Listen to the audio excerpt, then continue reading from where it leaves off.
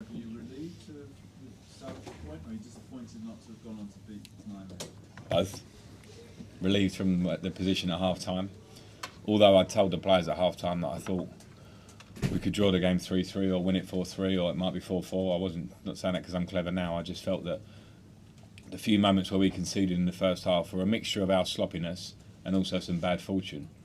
But I'll always be self-critical of sloppiness. But I felt that we were in the game. I felt that there were moments where Christian and Willian and our pressing off the ball meant that we were firmly in the game, and we just needed a bit more. We needed a bit more in the final third, and we needed to lift the spirit of the stadium.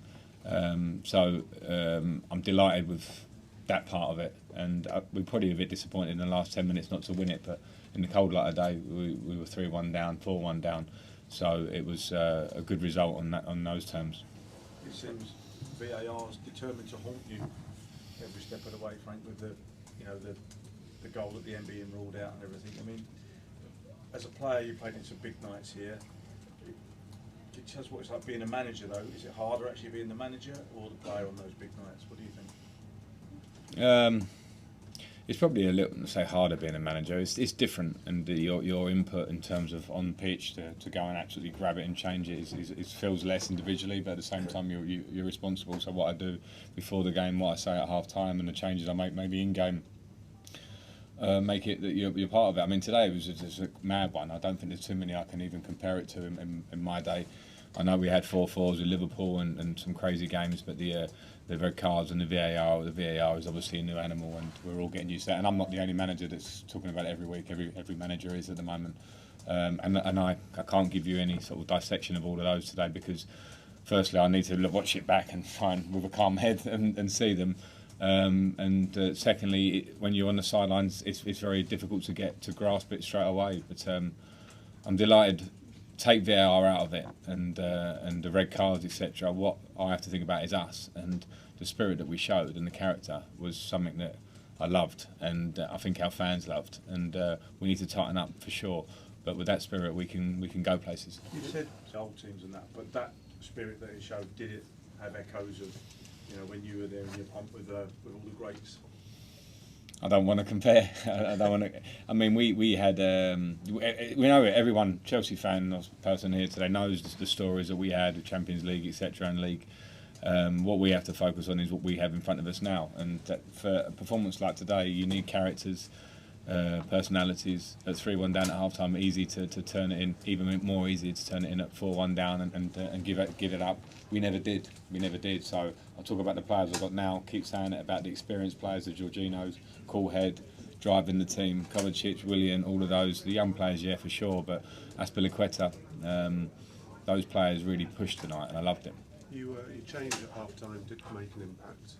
I mean, what's it say about someone like Reece James at 19, not played hardly any Champions League football in his career, and yet he can go on and produce? Yeah, well, Reece is a fantastic young player, and he gives what you saw, and I think he'll get much better because he's 19. That's just normal. But I felt we needed to change to get a bit more for us on the right hand side, change it, get Aspie on the left hand side, and I think Reece can deliver crosses and with great quality, powerful and joins in.